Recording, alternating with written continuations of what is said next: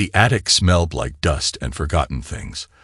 I'd been meaning to clear it out for years, but life had a way of piling up faster than junk. This time, I didn't have a choice. The ceiling in the kids' room had sprung a leak, and the plumber said the pipe ran through here. So, there I was, wrestling with old bins and boxes in a space barely tall enough to stand. The beam of my flashlight swept across the clutter. Baby clothes Anna insisted we keep, a yellowed wedding bouquet in a shadow box, and a dozen other relics of a life we built together. My knee nudged a stack of boxes, and something toppled to the floor with a dull thud. "Perfect," I muttered, crouching to pick it up.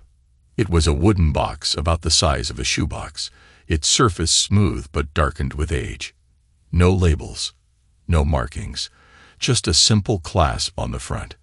It felt heavy in my hands, and when I shook it, something inside slid with a soft rustle. I opened it. The first thing that caught my eye was a bundle of envelopes tied with a red ribbon, the kind you'd see in a romance movie. I almost laughed. Anna wasn't sentimental like that. She was practical, a little cold even. She loved clean lines and modern design. Not this. Curiosity won out. I tugged the ribbon loose and picked out the top letter.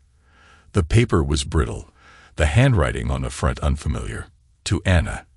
No return address. I unfolded the letter carefully. The handwriting was bold and slanted, the kind of script that looked like it belonged to someone with a lot of confidence or a lot of ego. Anna, I still remember the first time I saw you. That red dress, the way you smiled like you knew something the rest of the world didn't. You were trouble then, and you're trouble now. But God help me, I can't stay away. You said you needed space. Fine, but don't think for a second I'm letting you walk away. Not like this. Not without a fight. You know where to find me. You always do. I read it again, slower this time. Then again. Each word lodged itself deeper, scratching at something in my chest I couldn't name. My wife, my Anna, had kept this. Not just kept it, but tucked it away like a treasure, something worth preserving. David? Anna's voice called from downstairs. The plumber's here. Did you find the pipe? I froze, the letter still in my hand. The words seemed to hum in the silence of the attic. You're trouble now. I can't stay away. Yeah, I called back. My voice cracked. I swallowed hard and tried again. Just a minute. I shoved the letter back into the envelope and the envelope into the box, knotting the ribbon tight like I could erase the last 5 minutes. My hands were shaking, but I told myself it was the cold. I told myself it didn't matter, that it was probably just some old fling from before we met. Everyone has a past, right? But as I climbed down the ladder, that confidence felt thinner and thinner, like ice over deep water. Anna was in the kitchen, pouring coffee. Her hair was pulled into a low bun, her posture perfect as always. She turned and smiled, that same smile that always made me feel lucky to have her.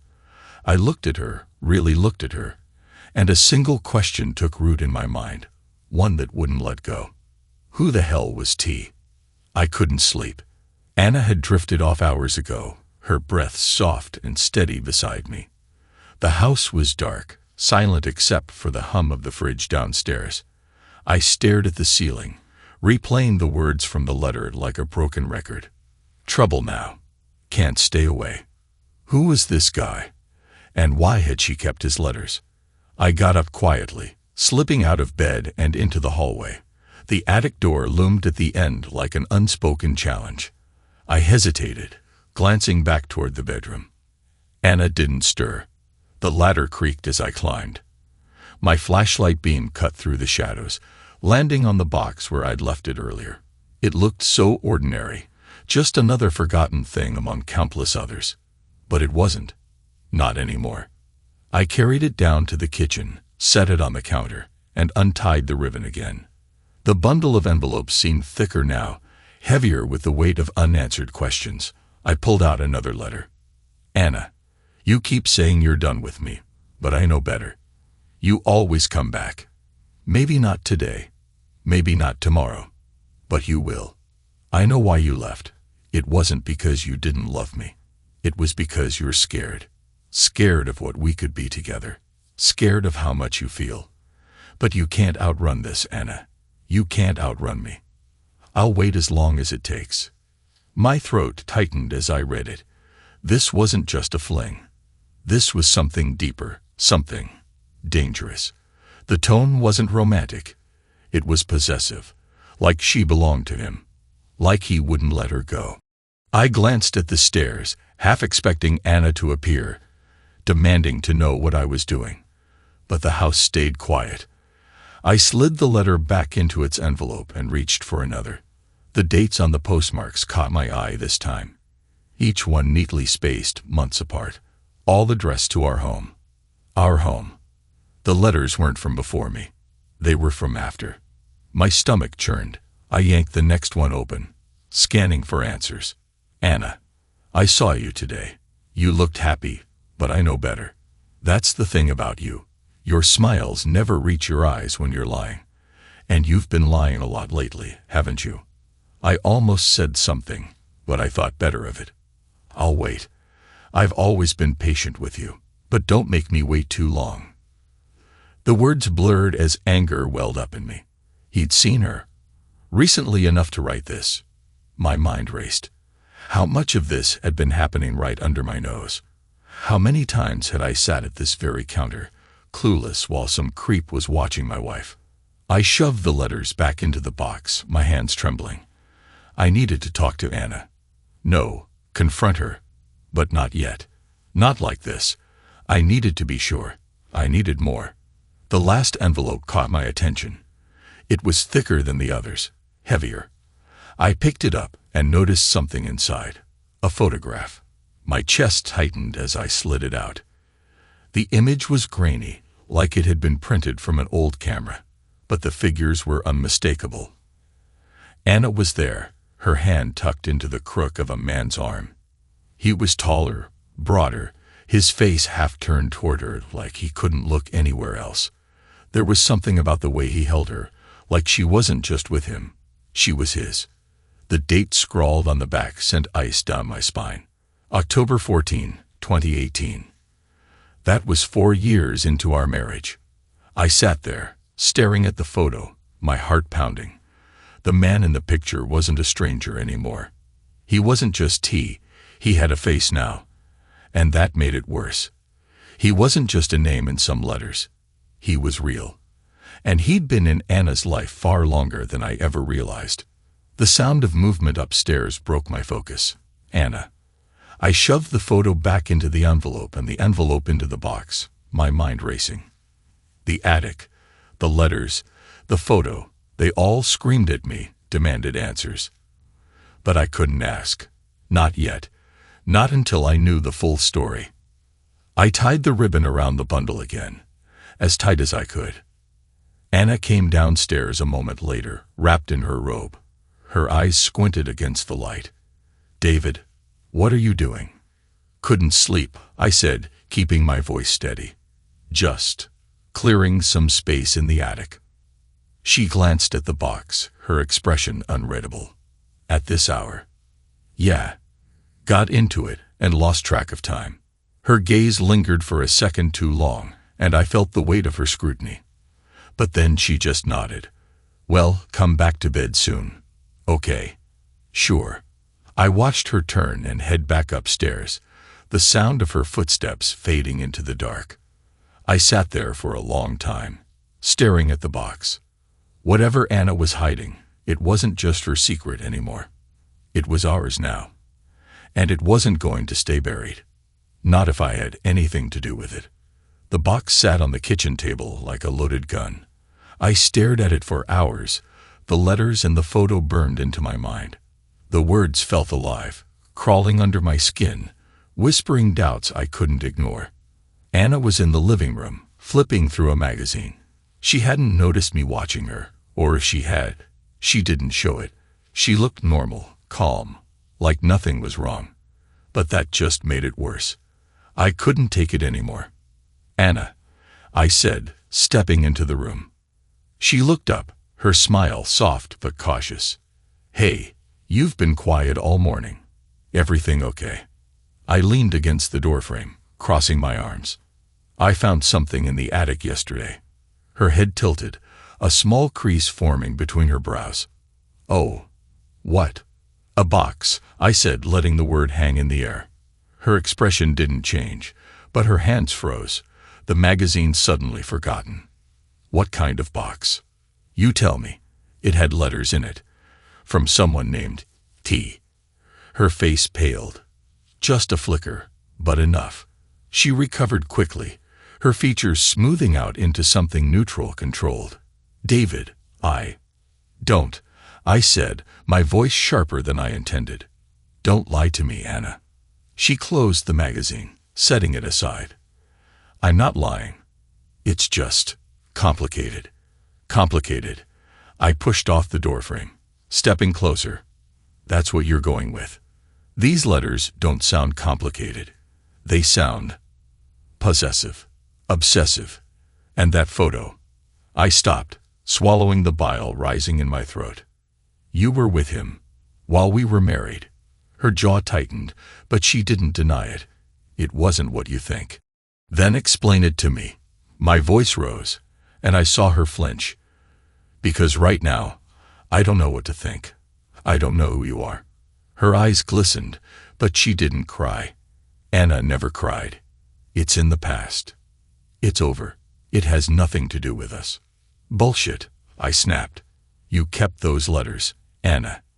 You hid them. That means it's not over. She stood, her hands clenched into fists at her sides.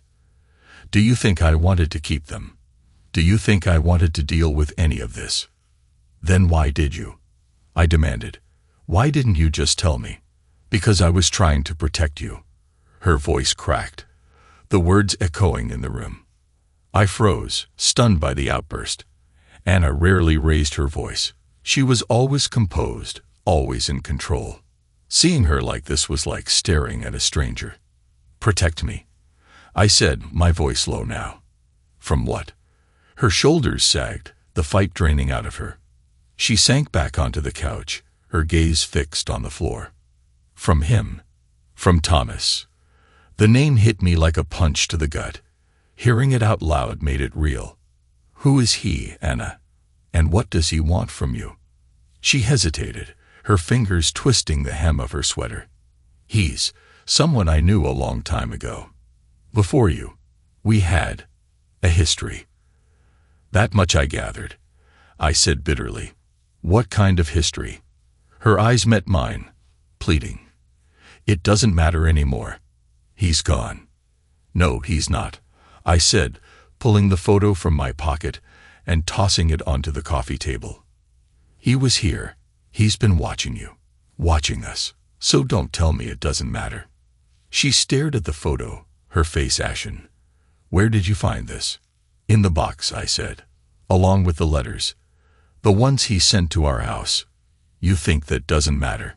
Her lips pressed into a thin line, her silence more damning than anything she could have said. Why didn't you tell me? I asked again, softer this time. Why did you let this guy hang over our marriage like a ghost? I thought it was over, she whispered. I thought if I ignored him, he'd leave us alone. I laughed, a harsh, bitter sound. Ignored him. Anna, he's not going anywhere. He's obsessed with you. He thinks you are still his. She flinched again, her hands tightening into fists. I never wanted this. I never wanted any of this. Then tell me the truth, I said, my voice firm. All of it. No more hiding, no more secrets. Her eyes met mine, and for a moment I thought she might. But then she shook her head, standing abruptly. I can't. Anna. I can't, David. Her voice broke, and she turned away, heading for the stairs. Not yet. I watched her go, my chest tight with anger and frustration. She was hiding something, something bigger than I'd imagined. And if she wouldn't tell me the truth, I'd have to find it myself. As I stood there, staring at the photo on the table, one thing became painfully clear. Thomas wasn't just part of Anna's past. He was part of her present. And now he was part of mine too. Anna avoided me the next morning. She busied herself with the kids' lunches, her phone, the dishes, anything that kept her from meeting my gaze. The silence between us was loud, stretching with every passing minute. I needed answers, and if Anna wouldn't give them to me, I knew someone who might. Lisa McKinney, Anna's best friend, was a journalist with a knack for unearthing truths people didn't want found. She'd been part of our lives for years, attending barbecues, kids' birthdays, the works. She knew Anna better than anyone, and if there was one person who could fill in the blanks, it was her. I waited until Anna left for a client meeting, then grabbed my keys and headed for Lisa's place. She lived in a small house on the other side of town, her car already in the driveway when I pulled up. The sight of it steadied my nerves. Lisa had always been blunt, the kind of person who didn't sugarcoat anything. I needed that right now. She answered the door in sweatpants and an oversized hoodie, a mug of coffee in one hand. Her eyes narrowed when she saw me. "David," she said, leaning against the doorframe. "This is a surprise." "I need to talk to you," I said. "It's about Anna." Her expression tightened, but she stepped aside, gesturing me in. "What's going on?" The smell of fresh coffee and vanilla candles filled the air as I'd followed her to the living room. She motioned for me to sit, then dropped onto the couch across from me. "All right, spill. What's this about?" I didn't waste time. "Do you know someone named Thomas? Thomas Evans?" Her reaction was instant. Her jaw clenched, and the mug trembled slightly in her hands. "Why are you asking about him?"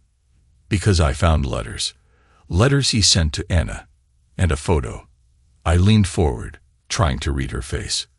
"Who is he, Lisa?"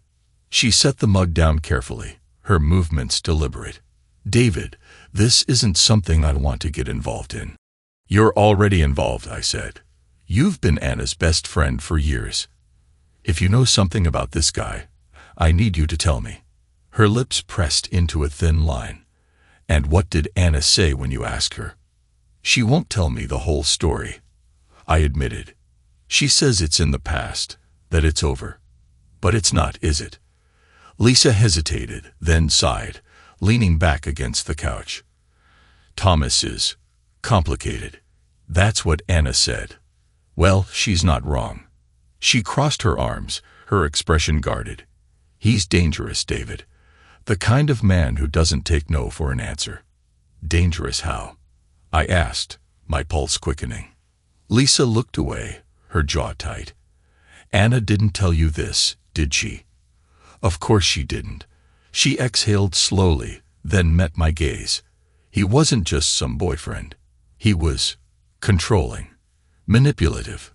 When they were together, he had her wrapped around his finger." "Did she love him?" Lisa's laugh was bitter. "She thought she did. But Thomas doesn't do love. Not the way normal people do. For him, it's about power, control. He takes what he wants, and he doesn't care who he hurts." My hands curled into fists. "And now he's back."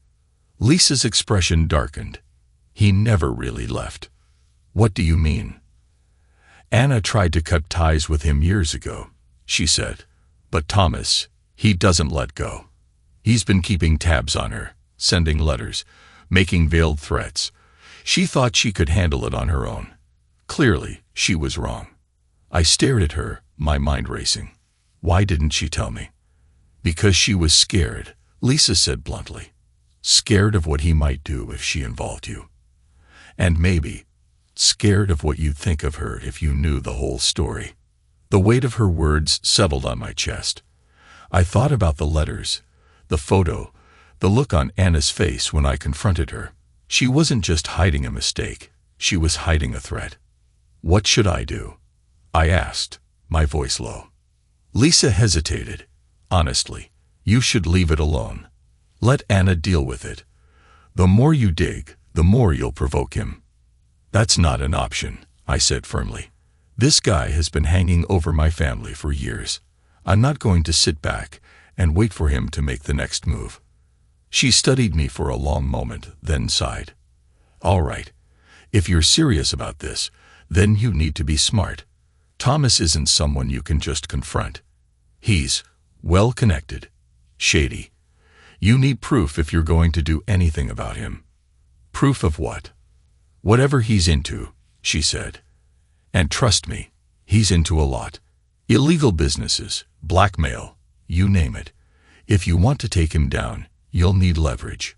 Otherwise, he'll chew you up and spit you out. Her words sent a chill down my spine, but I nodded. Where do I start? Lisa stood, grabbing a notebook from the coffee table. She scribbled something on a scrap of paper, then handed it to me. There's a place in Maple Hollow. Small town about an hour from here. Anna and Thomas used to spend time there. If you want answers, that's where you'll find them. I took the paper, folding it carefully. Thank you. She gave me a hard look. Don't thank me yet. You're poking a bear, David. Be careful. I left Lisa's house with more questions than answers, but one thing was clear. Thomas Evans wasn't just a ghost from Anna's past. He was a threat to our future. The drive to Maple Hollow was long and quiet, the kind of trip that gave you too much time to think. I replayed everything Lisa had said, every word of Anna's vague excuses, and the haunting lines from those letters. The pieces didn't fit, not yet, but I was determined to find the missing ones. Maple Hollow was the kind of town that looked like it had been plucked from a faded postcard. A single main street stretched out in front of me, lined with brick buildings, faded awnings, and a gas station that looked like it hadn't updated its prices since the 90s. A weathered sign reading "Welcome to Maple Hollow" swung lazily in the breeze. I parked in front of a diner called Hollow Grounds. The windows were fogged up, and the neon sign blinked sluggishly, as if it couldn't quite decide if it wanted to stay lit. Inside, the place smelled like burnt coffee and grease, with a soundtrack of clinking dishes and murmured conversations. A waitress in her 50s with frizzy hair and a name tag that said Debbie glanced up as I walked in. Sit wherever you want, honorable. I slid into a booth by the window, my back to the wall. The vinyl seat groaned under my weight. Debbie appeared a moment later, balancing a pot of coffee and a notepad. What can I get ya? Just coffee, I said, forcing a polite smile. Black. She nodded, pouring the coffee with practiced efficiency. You're not from around here. No, just passing through. I hesitated, then decided to dive in. Actually, I'm looking for someone. Thomas Evans. You know him. The name hung in the air like a bad smell. Debbie froze, her eyes flicking up to mine. She set the pot down slowly, her cheerful expression dimming. Why are you looking for him? He's connected to someone I know, just trying to learn a little more about him.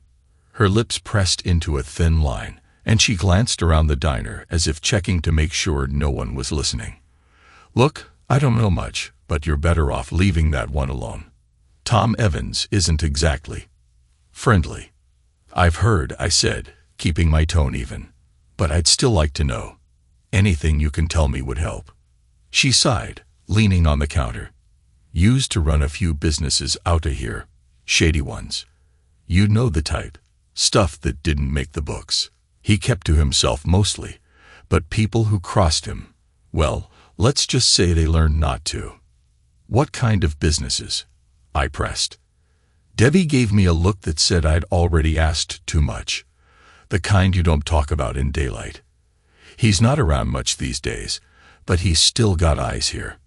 You ask the wrong questions, and they'll know. So unless you're looking for trouble, I'd let it go. Thanks for the advice, I said, though letting it go was the last thing on my mind. She straightened, picking up the coffee pot. Refill.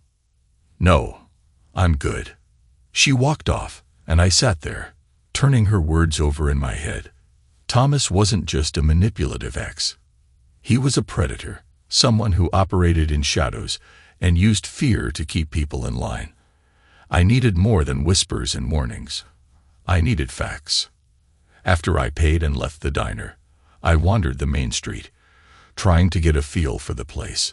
It didn't take long to find someone who looked out of place. A man leaning against a lamppost, his leather jacket scuffed and his cigarette dangling from his lips. He watched me approach, his gaze sharp and calculating. "You lost?" he asked, his voice gravelly. "Not exactly." I stopped a few feet away. "I'm looking for information about Thomas Evans.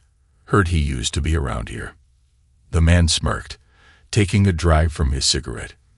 "Tommy's got himself a fan club now." "Not exactly," I said. "I just need to know more about him." He flicked the cigarette to the ground, crushing it under his boot. "Yeah, well, knowing about Tommy ain't free. What's it worth to you?" I pulled out my wallet, peeling off a couple of 20s. He snatched them up, shoving them into his pocket without hesitation. "He's trouble," the man said, his tone growing serious. "Ran this place like his own personal kingdom for years. Drugs, loans, whatever could make him money. People owed him favors, and he collected however he wanted." "And Anna?" I asked, the name catching in my throat. What was her connection to him? His smirk returned, cruel and knowing.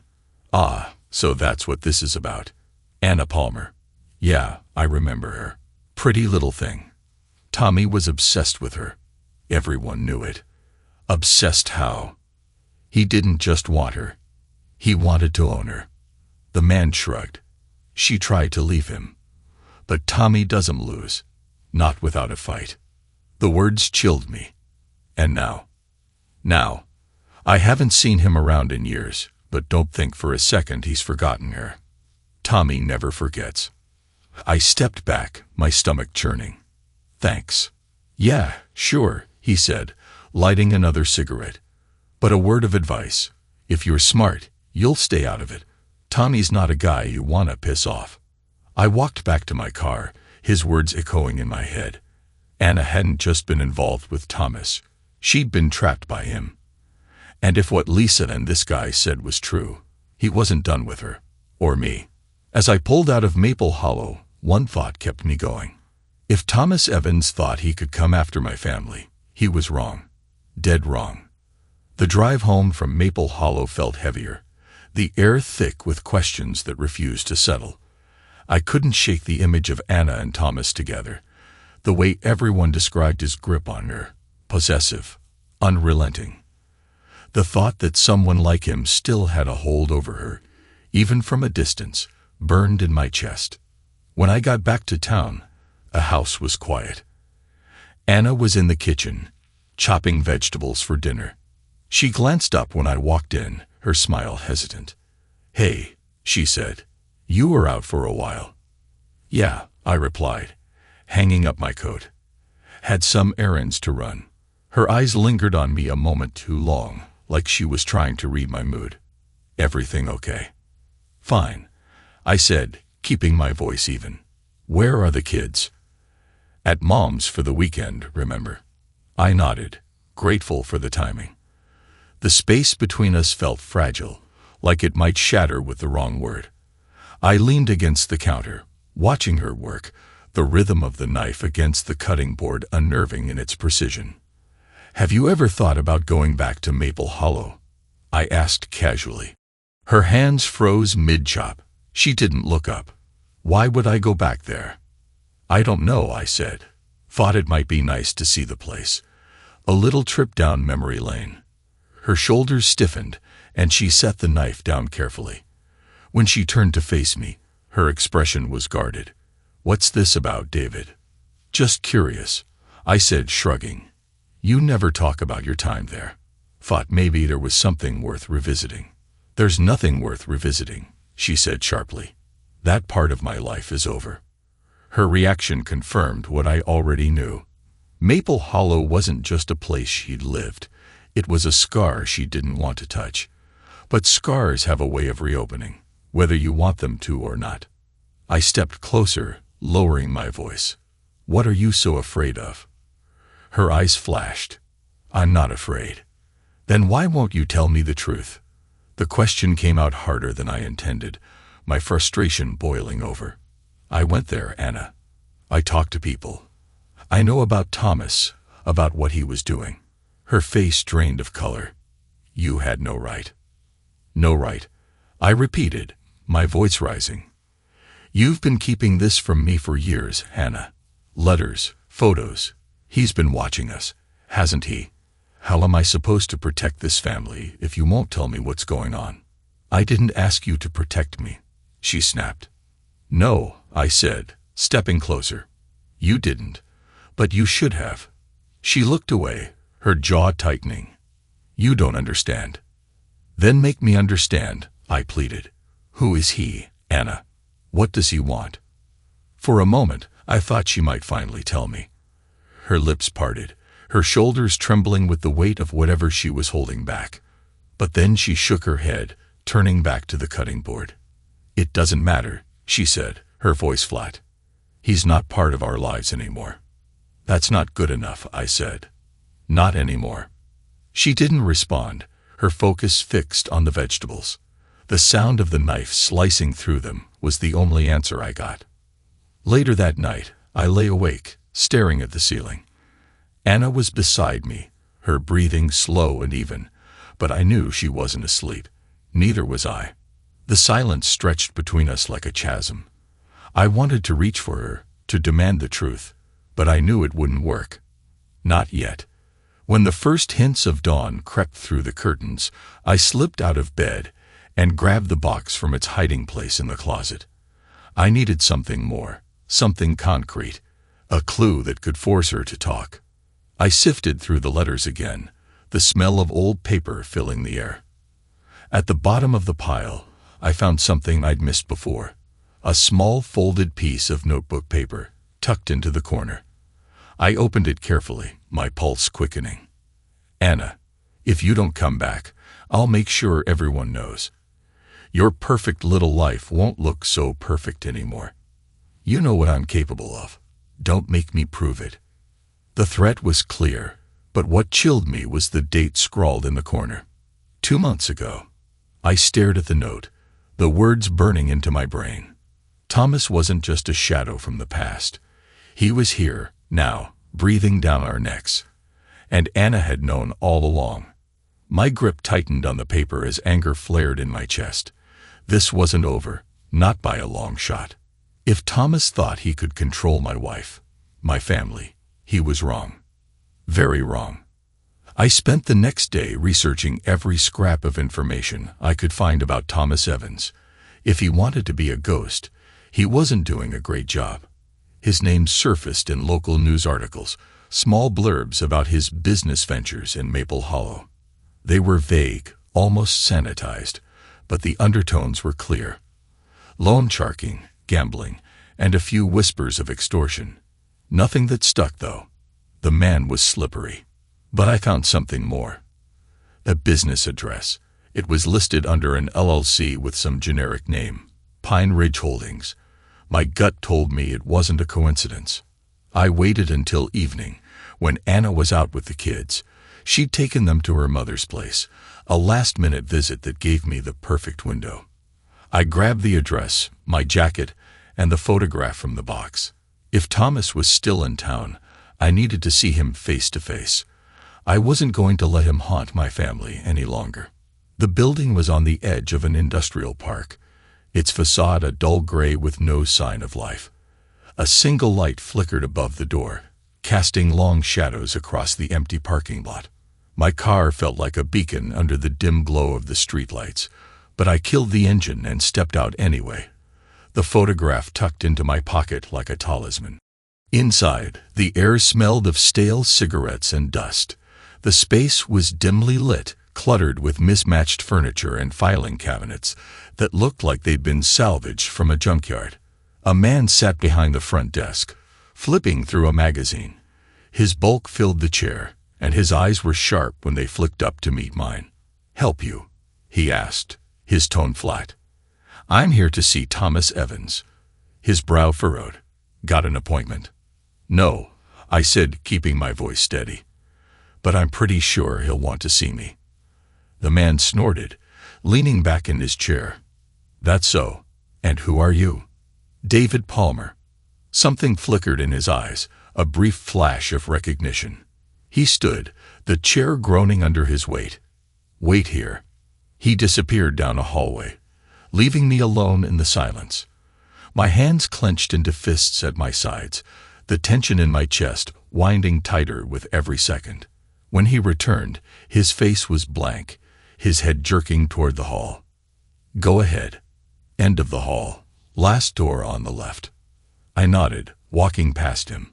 My footsteps echoed on the scuffed linoleum floor, the weight of what I was about to do sinking in with every step.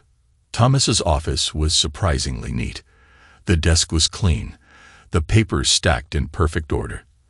A single lamp cast a warm glow over the room, and behind the desk sat the man himself. He was exactly as I'd pictured him, broad-shouldered, with sharp features and a smile that didn't reach his eyes. He looked up as I entered, leaning back in his chair like he'd been expecting me. Well, he said, his voice smooth, almost amused. If it isn't the husband. I closed the door behind me, my heart pounding in my ears. Thomas. He gestured to the chair across from him. Have a seat. I'll stand. His smile widened, but it was more predatory than friendly. Suit yourself. So, what can I do for you, David? Or should I call you Mr. Palmer? You're here about Anna, aren't you? I pulled the photograph from my pocket and tossed it onto the desk. You've been watching her. He picked up the photo, studying it with a faint smirk. You found my little keepsake. Thought Anna would have burned it by now. She didn't, I said, my voice hard.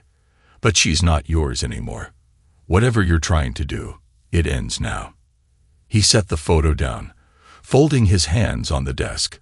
I don't think you understand how this works. Anna and I, we have history. You can't just erase that. She's my wife. And yet, here you are, he said, his tone smug, digging through her past. Doesn't sound like you're too confident in your marriage. Stay away from her, I said, stepping closer. I mean it. He tilted his head, his expression calculating. Or what? The challenge in his voice sent a wave of anger through me. Or I'll make sure everyone knows exactly what kind of man you are. I've been digging, Thomas. You've got plenty of skeletons in your closet. It won't take much to bring them into the light. He laughed, low and quiet. You think I'm scared of you. I've dealt with worse than some angry husband. This isn't a game, I said through clenched teeth. You don't get to mess with my family, and walk away. His smile faded, and his eyes hardened. You're in over your head, David. You don't know who you're dealing with. Maybe not, I said, holding his gaze. But I'm not going anywhere. And if you come near Anna or my kids again, I'll make sure you regret it. For a moment, the room was silent, the tension so thick, it was hard to breathe. Then Thomas leaned back in his chair, his smile returning. You've got guts, I'll give you that. But guts don't mean much when you're up against someone like me. He stood, his presence filling the room. You should think long and hard about your next move. You might not like where it leads. I didn't flinch. Neither will you. I turned and walked out before he could say anything else. My hands were shaking by the time I got to the car, but I didn't stop. I couldn't. The line had been drawn, and I wasn't backing down. Thomas Evans wasn't going to disappear quietly, but neither was I. I barely slept that night. Thomas's words echoed in my head, each one digging deeper into my thoughts. He wasn't bluffing. I could see it in his eyes. He was confident, dangerous, and utterly convinced of his hold over Anna, and that terrified me. When I woke the next morning, Anna was already up. The scent of coffee filled the air, but the usual warmth of our kitchen felt cold. She stood at the counter, staring into her mug like it held answers to questions she wasn't ready to ask. I leaned against the doorway, watching her. We need to talk. She didn't look at me. About what? About Thomas. About why he still thinks he has a claim on you.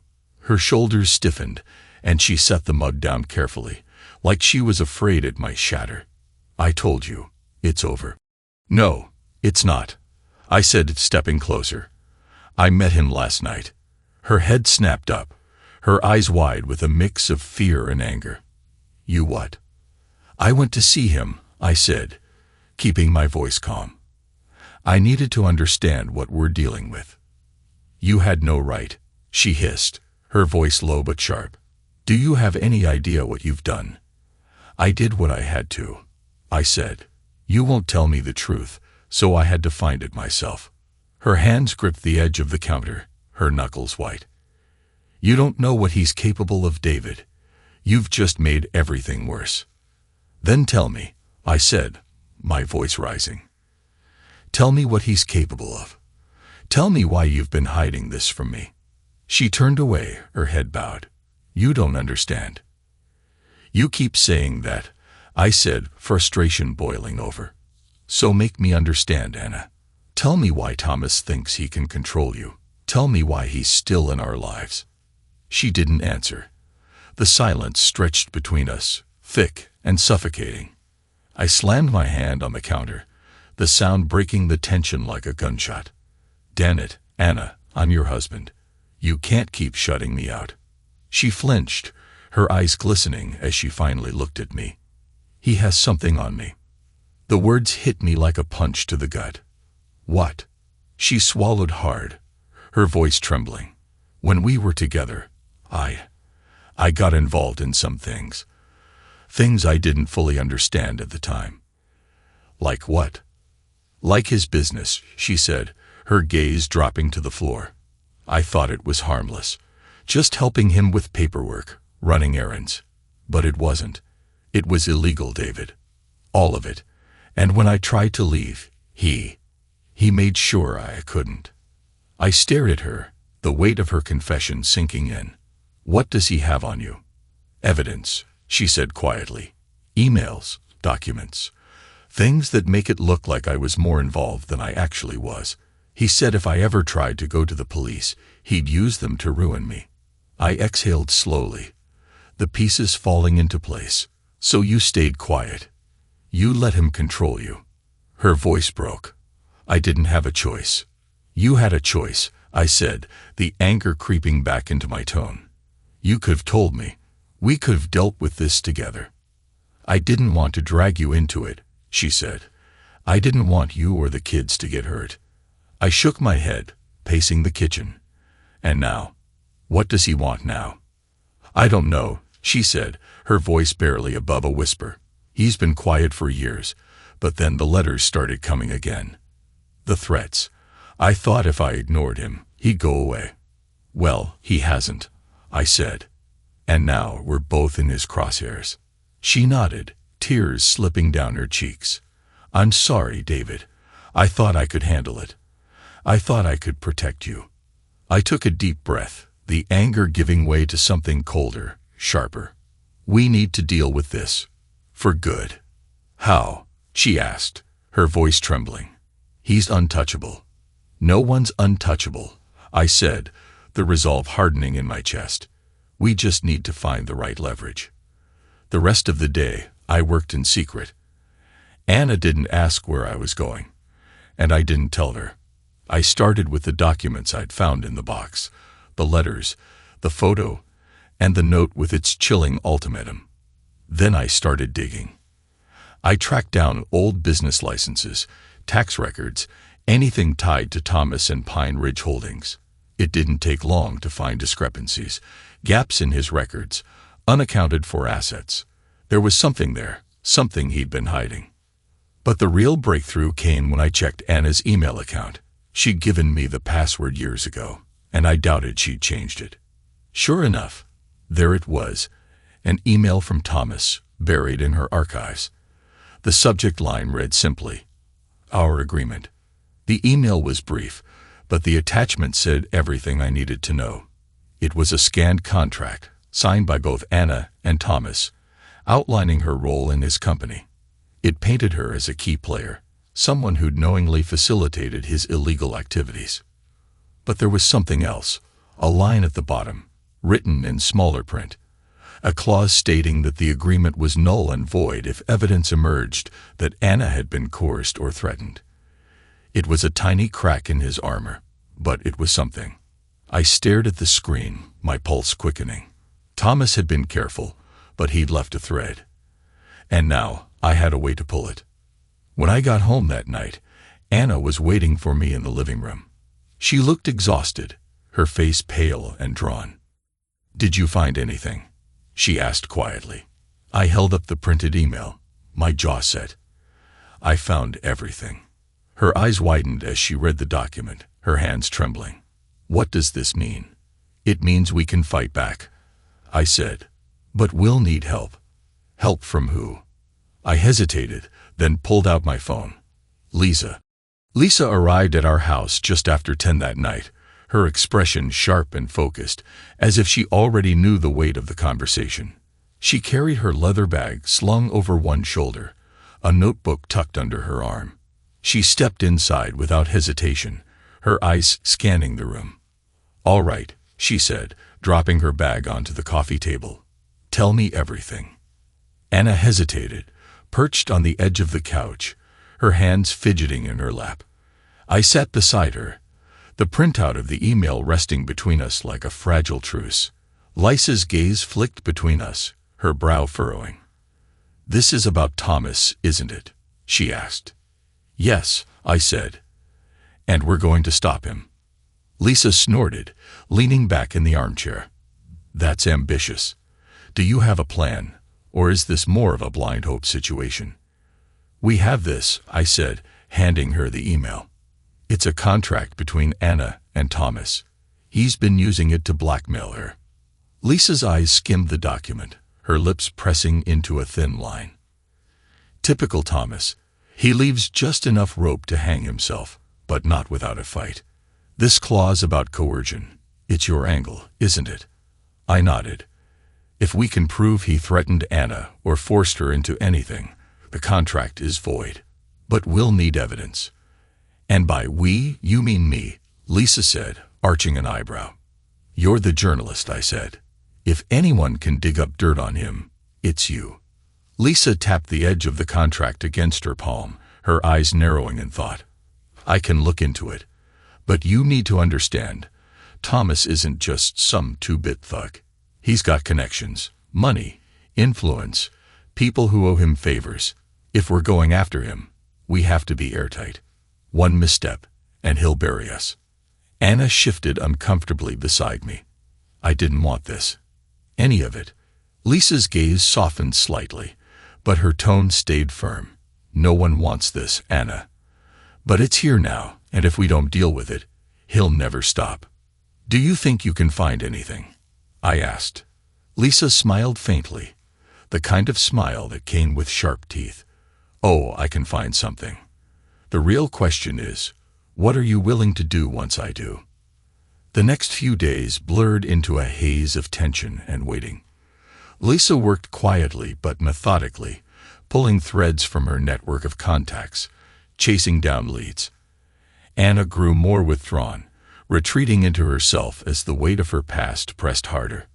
I split my time between my job and the growing stack of papers and files Lisa sent me, trying to piece together a picture of Thomas's empire. Then Lisa called. "I've got something," she said, her voice clipped with urgency. "Meet me at my place. Bring Anna." Lisa's living room was cluttered with papers and coffee cups, her laptop open on the table. She didn't waste time on pleasantries, pointing to a stack of documents as soon as we sat down. "These," she said, "are financial records. They're tied to one of Thomas's shell companies. Look at the dates." Anna leaned forward, her brow furrowing as she scanned the pages. "These are from when I was with him." "Exactly," Lisa said. "And they show a lot of money moving around. Too much for the kind of business he claims to run." "What does it mean?" I asked. "It means he's been laundering money through these companies for years," Lisa said. "And Anna's name is on some of the transactions." Anna froze, her face pale. "What? No, I never." "Relax," Lisa said, holding up a hand. "I'm not saying you were involved. I'm saying he used your name. Probably forged your signature on a few things. It's sloppy, and it's illegal." I clenched my fists. "Can we use this?" Not directly, Lisa said, but it's leverage. If we can link this to his other activities, loan sharking, extortion, whatever, we can build a case, enough to put him in a corner. Anna's voice was barely a whisper. And if he finds out? Lisa's expression hardened. Then we make sure we're ready for him. That night, back at home, I couldn't shake the feeling that we were playing a dangerous game. The more we uncovered, the clearer it became that Thomas had built his life on a house of cards. But he wasn't the type to let it fall quietly. Anna sat on the couch, staring at the floor. I joined her, the silence between us heavy. "We're going to get through this," I said, placing a hand on hers. She didn't pull away, but she didn't look at me either. "I'm scared, David." "I know," I said, "but we've got Lisa, and we've got evidence. He won't get away with this." She nodded slowly, but her expression didn't change. I could see the doubt in her eyes, the fear that had been building for years. I squeezed her hand. "We're in this together." Her lips quivered, and for the first time in days, she leaned into me, resting her head on my shoulder. I wrapped an arm around her, holding her tightly. For that moment, at least it felt like we were on the same side. But as the clock ticked past midnight, a new thought crept into my mind. Lisa had said we needed to be airtight, that one misstep could cost us everything. What if that misstep was already behind us? 2 days later, Thomas made his move. It happened just as Anna was getting ready to leave for a meeting. I was in the kitchen, sipping coffee, when the doorbell rang. Anna froze mid-step, her gaze snapping to the door like it was a snake ready to strike. "I'll get it," I said, setting my mug down. "No," Anna said quickly, her voice tight. "It's probably just a package." I frowned, but her reaction told me everything I needed to know. Ignoring her, I crossed the room and opened the door. Thomas stood there, his smile sharp and cold. He looked just as smug as he had in his office, but this time, he wasn't alone. 2 men flanked him, their expressions blank but their postures tense, like coiled springs. "David," Thomas said smoothly, his voice like poisoned honey. "Lovely to see you again." I stepped outside, closing the door behind me to keep Anna from hearing. "What the hell are you doing here?" "Just a friendly visit," he said, spreading his arms as if to show he meant no harm. "Thought it was time we had a little chat." "We have nothing to talk about." He chuckled, shaking his head. "See, that's where you're wrong. You've been poking around in places you shouldn't, and I don't take kindly to that." I crossed my arms, refusing to back down. "What do you want, Thomas?" His smile faded, replaced by a hard, predatory stare. "I want you to stop. Stop digging, stop playing detective, stop whatever game you think you're playing. Walk away now, and maybe, just maybe, I'll let this little family of yours stay intact." My stomach churned, but I didn't flinch. "And if I don't?" He leaned in slightly, his voice dropping to a low growl. "If you don't, I'll ruin you. I'll ruin Anna. I'll make sure your kids grow up knowing exactly who their parents really are." "You think I'm scared of you?" I said, keeping my voice steady even though my heart was pounding. "You should be," he said, straightening. "You're in over your head, David. You've got no idea what I'm capable of." I stared at him, my mind racing. He was bluffing. He had to be. But there was a part of me, a small, gnawing part, that couldn't dismiss the threat. This wasn't just about me anymore. It was about Anna, the kids, our entire life. Thomas turned to leave, but paused, glancing over his shoulder. "You've got until the end of the week to drop this. After that, I won't be so polite." The door to a sleek black car opened, and he slid inside. His goons followed, and a moment later, the car pulled away, leaving me standing there, fists clenched, my pulse roaring in my ears. Inside, Anna was waiting in the hallway, her face pale. What did he say? I hesitated, debating whether to shield her from the full weight of Thomas's threat, but the look in her eyes told me she already knew. He wants us to stop, I said finally. He said if we don't, he'll come after us. Her breath hitched, and she leaned against the wall. David, I'm so sorry. I never wanted this. I moved to her, placing my hands on her shoulders. We're not giving in. We have Lisa, we have evidence. We can take him down. Her eyes filled with tears. You don't understand. He's dangerous, David. He'll hurt us. He'll hurt you. I'm not afraid of him, I said, though the weight of his threat still pressed on my chest. We're going to end this, Anna. Together. She nodded reluctantly, but the fear in her eyes didn't fade. That night, I called Lisa. Thomas showed up. What? She said sharply. At your house. Yeah, he's trying to scare us off. He gave me an ultimatum. Drop everything by the end of the week, or he'll ruin us. Lisa swore under her breath. This is escalating faster than I thought. We need to move. I found something else today. Something big. What is it? There's a property in his name, just outside of Maple Hollow, she said. It's not on any of his business records, but it's been active. Deliveries, vehicles coming and going. I think it's a front. A front for what? Something illegal, she said. Drugs, weapons, maybe worse. If we can link it to him, we'll have enough to take to the police. My stomach tightened. What do you need from me? Proof, she said. We need something concrete. A photo, a recording. Anything that ties him to the property. And we need it fast. I hesitated. You're asking me to go there. I'm asking you to finish this, she said. But only if you're sure, if you get caught. I won't, I said, cutting her off. Send me the address. Lisa sighed. Be careful, David. Thomas isn't the kind of man who forgives mistakes. I know, I said, ending the call. As I sat in the quiet of the kitchen, the weight of what I was about to do settled over me. Thomas had drawn his line in the sand, and now it was my turn to cross it. The air in the house felt suffocating, thick with everything Anna and I weren't saying to each other.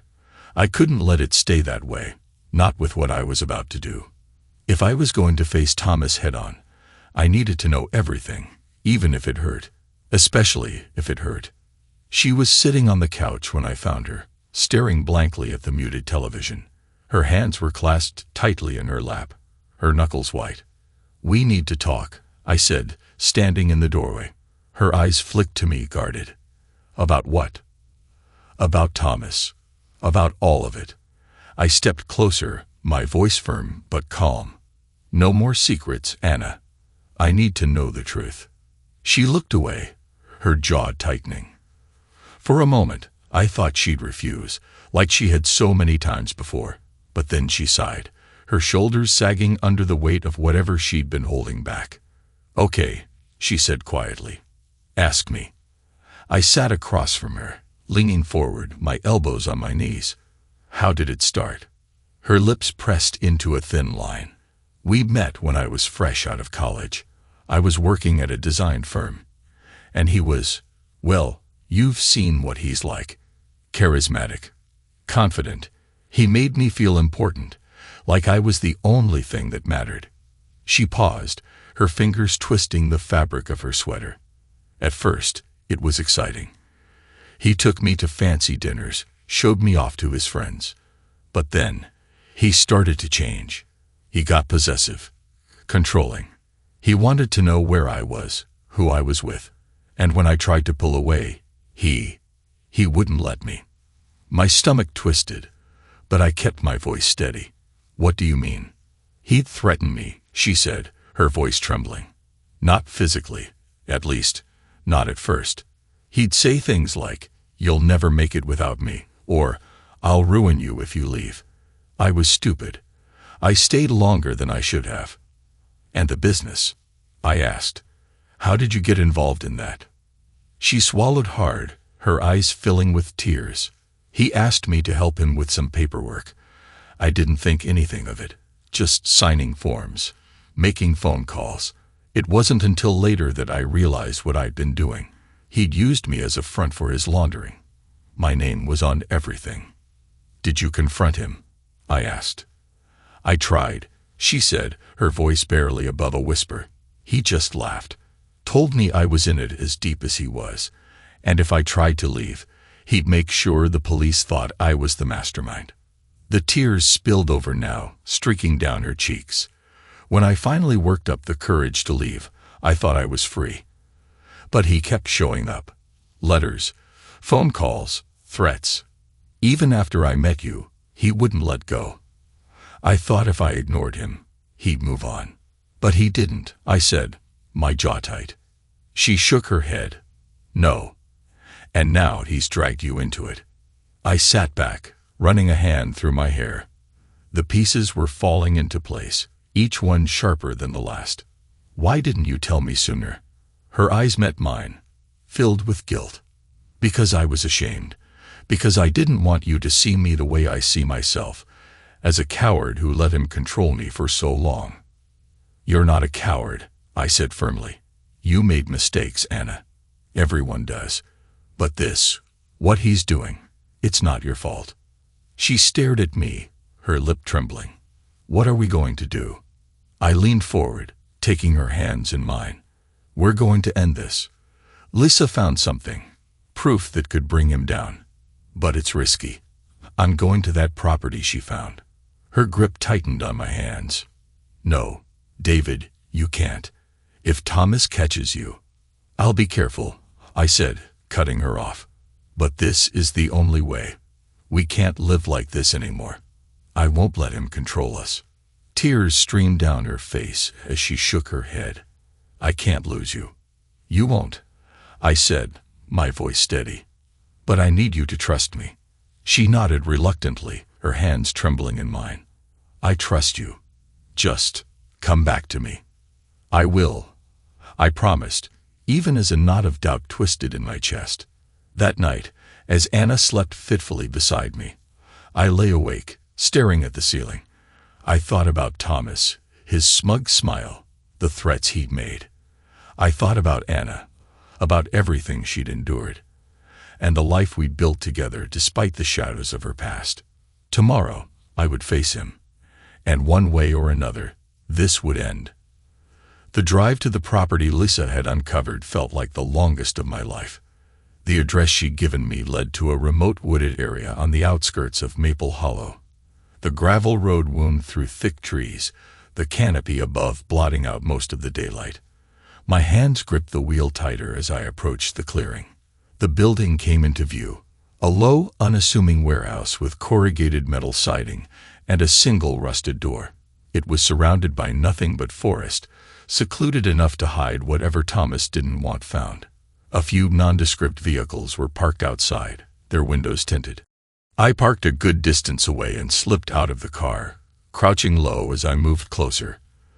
The wind rustled through the trees, masking the crunch of gravel under my boots.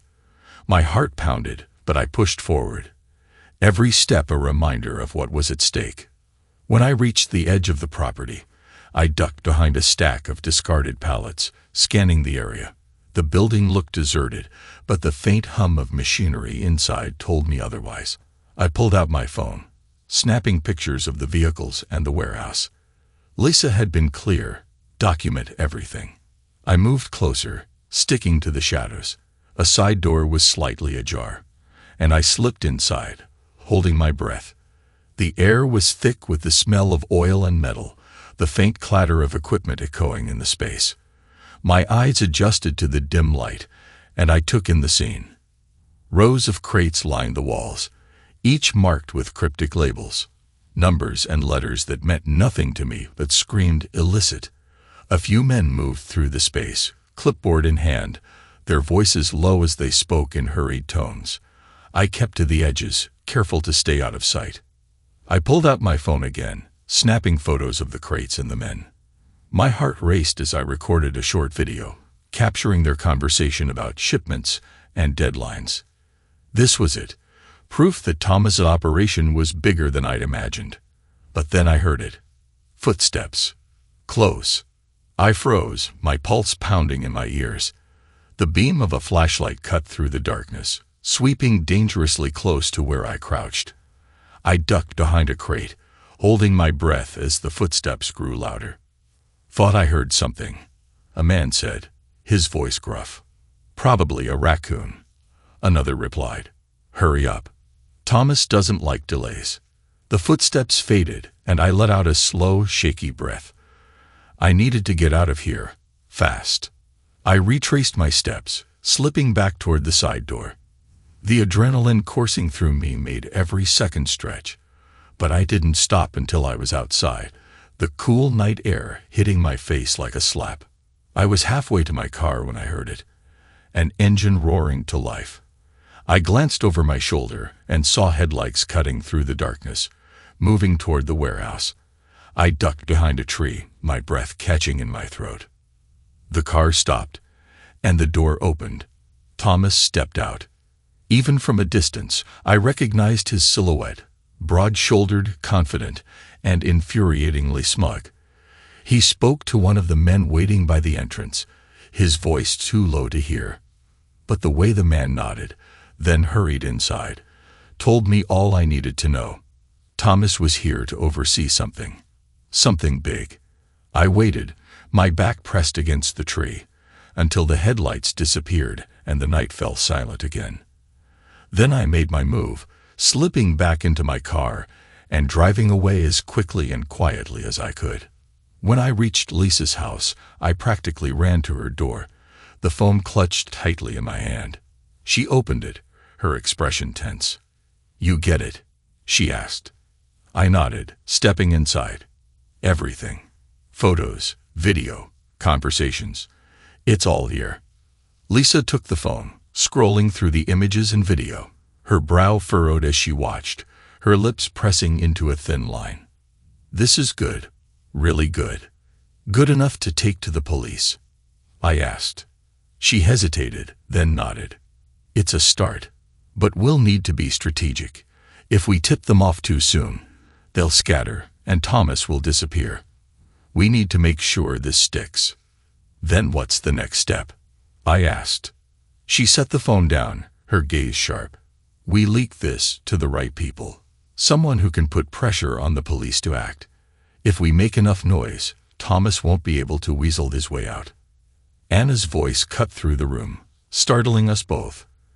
"And what happens to us in the meantime?" I turned to see her standing in the doorway, her arms crossed tightly over her chest. She looked pale, her eyes red-rimmed. "Thomas will come after us," she said.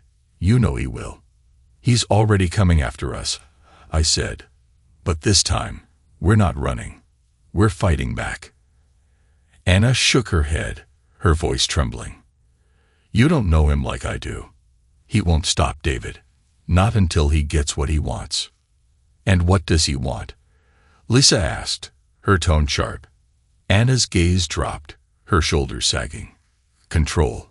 He doesn't care about the business or the money. He just wants to win." "Well," Lisa said, her voice cold, "it's time we show him he's already lost." I reached for Anna's hand, gripping it tightly. "We're going to end this. Together." Her fingers trembled in mine, but she nodded, a flicker of determination breaking through the fear. Together. The plan came together in whispers and tense nods over Lisa's dining room table. Papers and printouts covered every inch of the surface, illuminated by a single desk lamp. It felt like we were preparing for war. And maybe we were. Thomas Evans was the enemy, and this was the only way to take him down. Lisa outlined the details, her voice steady despite the tension hanging in the air. "We'll use the property. Leak the evidence anonymously to the police tip line, but just enough to get their attention. They'll raid the place, and when they do, we'll make sure Thomas is there." Anna sat beside me, her hands folded tightly in her lap. "How do you make sure he's there?" Lisa looked at me. "That's where you come in." "What?" Anna's head snapped up, her voice sharp. "No, absolutely not. He's done enough."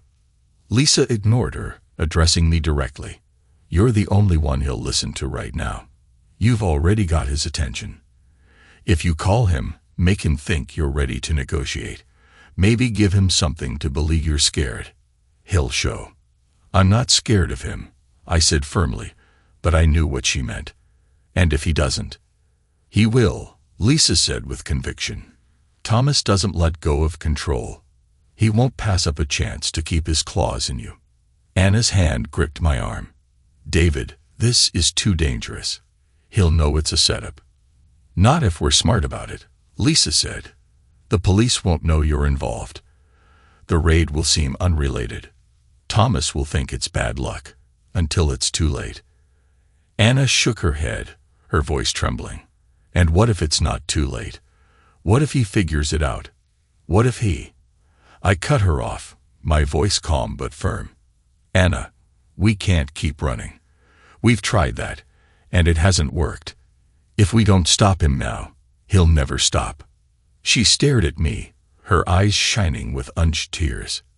I just don't want to lose you. You won't, I said, taking her hand in mine. But I have to do this. For us. For the kids. She nodded reluctantly, her grip tightening. The call to Thomas was short and to the point. I kept my voice measured, lacing it with just enough tension to make it believable.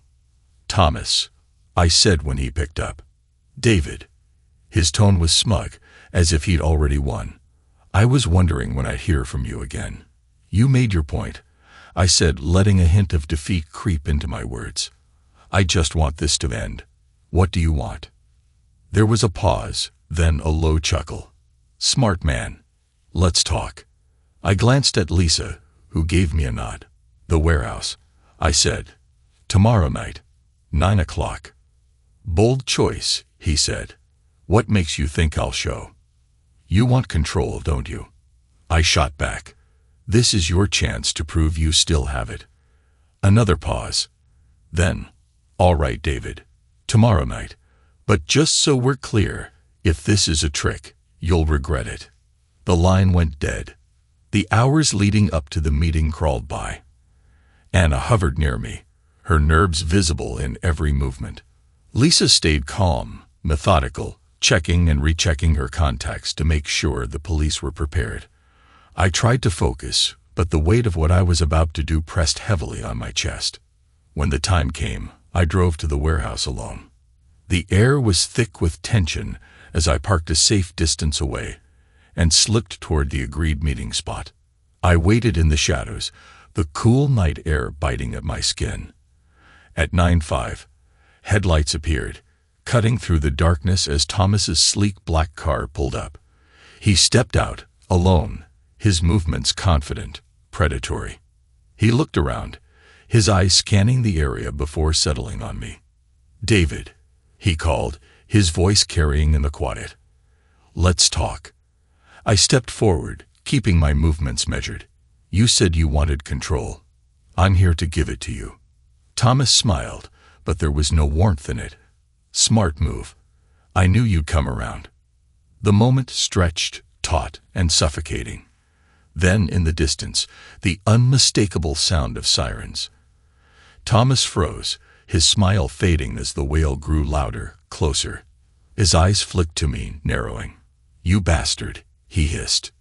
I shrugged, feigning indifference. Bad luck, Thomas. He reached for something in his jacket, a phone, a weapon. I couldn't tell, but the blue and red lights of approaching police cars swept over us before he could act. Doors slammed, voices shouted, and within seconds, officers surrounded him, their weapons drawn. Thomas raised his hand slowly, his jaw clenched. You'll regret this, he said, his gaze locking on mine. I doubt it, I said, stepping back as the officers moved in. The raid unfolded in a blur. Officers swarmed the warehouse, securing the crates and apprehending Thomas's men. I stayed in the background, watching as the life Thomas had built crumbled around him. When it was over, Lisa called me. He's done, she said, her voice triumphant. They'd got him on trafficking, laundering, and extortion. He won't be able to worm his way out of this. I ended the call and drove home, the weight in my chest finally lifting. Anna was waiting for me when I walked through the door, her expression anxious.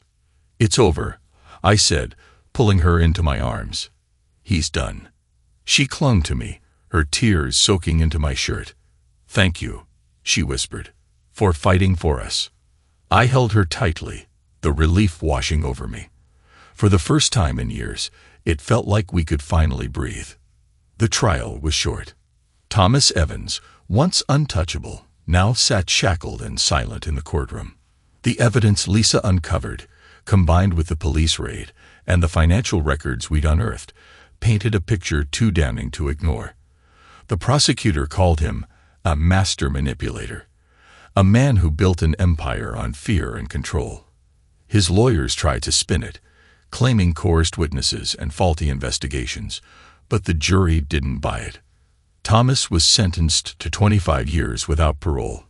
He glared at me as they let him out, his lips curling into a faint smile, like he still had some secret left to play. But I didn't care anymore.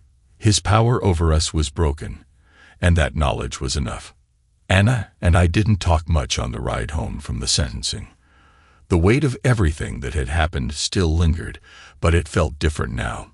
Less like a storm and more like the calm after.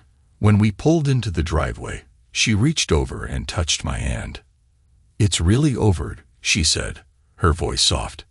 I nodded, squeezing her hand. "Yeah, it is." For the first time in weeks, she smiled. It wasn't forced or tinged with guilt. It was real. And it reminded me of the woman I fell in love with all those years ago. The weeks that followed weren't easy, but they were ours. We went to therapy together, peeling back the layers of anger and fear we both carried for too long. Anna confessed everything, things I hadn't even suspected, and I let myself feel the hurt, the betrayal, but I didn't let it consume me. She'd spent so many years carrying shame for mistakes she couldn't undo, and I wasn't about to add to that burden. For my part, I admitted my failures too. I'd been so focused on the illusion of a perfect life that I ignored the cracks beneath the surface. I hadn't asked the questions I should have. I hadn't seen Anna's pain when it was right in front of me. Slowly, we rebuilt. It wasn't the same house we'd started with, but maybe that was a good thing. This one was stronger, built on honesty instead of perfection. One evening, a few months after the trial, Anna and I were sitting on the porch, watching the kids play in the yard. The sun was setting, painting the sky in shades of orange and gold. She leaned against me, her head resting on my shoulder. "I still think about him sometimes," she admitted. "About what he did, about who I was back then." I didn't flinch. We'd promised to be honest, even when it was hard. "That's okay," I said. "He's part of your story, but he doesn't define you." She looked up at me, her eyes soft. "And us. He doesn't define us either," I said. "We do that."